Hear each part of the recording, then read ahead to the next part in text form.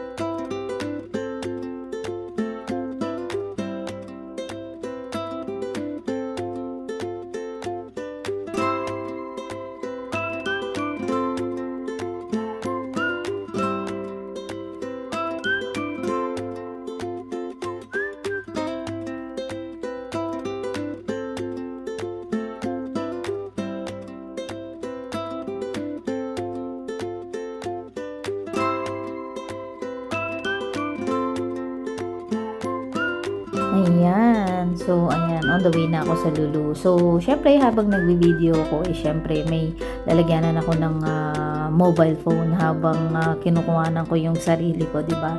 Syempre, bawal ditong humawak ng mobile while driving. Malaki yung fine ng mga traffic violations dito sa Qatar. So, meron akong sabitan dyan ng mobile. So, kaya record ako ng video while driving. Pero kayong mga nasa Pilipinas dyan huwag gumamit ng mobile phone while driving. Ayan, ito na yung Lulu. So, ayan, sa likod ako dumaan. So, ayan, ipapark ko yung sasakyan muna. Ayan, so walang gaanong tao dyan kasi patay oras siya nung pumunta ako dyan. Diba? Pero kapag rush hour, maraming tao din dyan na nag-grocery. Ayan, nandito ako sa parking area ng Lulu.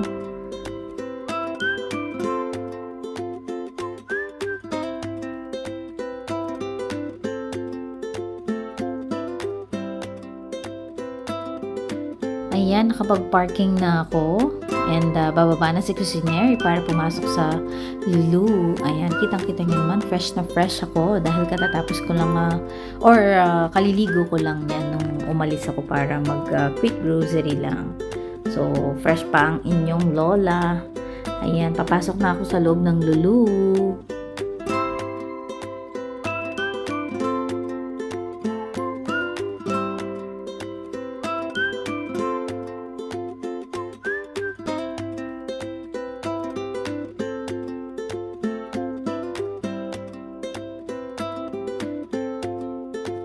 Ayan, medyo nagtagal pa ako sa loob ng car kasi parang may nire-replyan pa ata ako dyan na message from Facebook. So, nag-reply muna ako kung sino yung nag-message sa akin kasi nga syempre hindi naman ako makapag-reply pag nagda-drive si Kusineri. Ayan, papasok na ako doon sa loob. Diba? Papaalam pa ako, diba? Pero babalik ako mamaya. So, ayan, nandito na ako sa loob ng grocery. So, palihim lang yung pagbe-video ko kasi nga bawal din yan kapag nakita ko, syempre sisitahin ako, 'di ba? So nandito ako sa may fish area. Ayan, bibili ako ng fish dyan. So ayan, nag-aantay lang ako dahil maraming nga ding bumibili dito, nagpapalinis. So ayan, video muna. Ayan yung mga tinda nila. Minsan may mga promotion sila dyan. Kapag mura yung hipon, ayan, syempre dinadamihan ko na yung bili ng hipon kasi mahal din yung hipon kapag hindi siya naka-promotion. So, most naman ng binibili ko talaga sa mga grocery, usually, sa mga is hipon, no? Ayan, 1975 lang, 'di ba? 1975 yung hipon. So, bumili na ako. I think 2 kilo yung binili ko kasi minsan kapag hindi naka-promotion yung hipon, nasa 27 or 26 reals ang kilo ng mga hipon. So, sinasamantala ko ng bumili ng marami. Maximum lang naman is 2 kgs ang binibili ko. Kasi usually, pinangsasahog ko lang naman yung hipon sa mga gulay or nagsisigang ako ng konti kasi ang paborito ng mga bata is sinigang talaga. So, ayan. May mga sibas din. Ayan. Pero bira ako nagsisigang ng sibas. Usually, ginagawa ko siyang pesang isda lang na luto, parang tinola. Ayun. So, ayan yung butchery dyan sa may Lulu.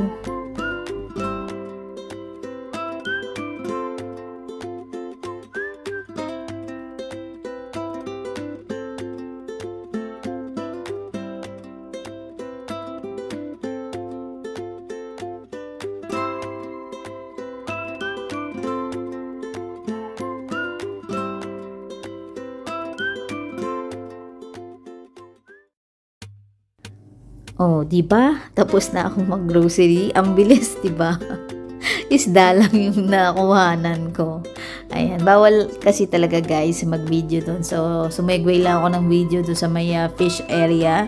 So, ayan, nasa parking lot na ulit ako at pauwi na ako sa aming bahay. Ayan, malapit lang naman talaga ang Lulu dito sa bahay. So, mabilis lang yung biyahe ko. So, hindi ko na napakita kung ano pa yung mga binili ko. Pero may binili ako dun sa fish area. For sure, hipon. Bumili ako ng hipon talaga doon. So, ayan, pauwi na ng bahay si Cusinary. So, di ba? Yun lang yung nakita nyo. So, ayan, magsha-shoutout na lang ako sa aking mga channel member dyan. So, hindi ko na iisa-isahin kung sino-sino kayong mga channel member ko. Basta yung mga channel member ni Cusinary, shoutout sa inyo. And sa mga supporters ko, wax supporter, ayan, sa mga masisipag talaga na lagi nagsusupport sila, Anvlog, sila Kate Dimson, Ate Cecilia Macabataw. And I would like to highlight this shoutout pala kasi last time parang nag-comment siya dun sa video ko na hindi ko raw siya shinout out. So I hope you are watching this video and you are listening to my voiceover. Ayan, shout out to our dear brother John Musing. Ayan, mega love shout out to our brother in India, John Musing. So shout out and thank you for being supportive to me and to everyone. Ayan, so magtatapos na si Cusinary. Thank you everyone. God bless. Have a nice day everyone. Bye-bye.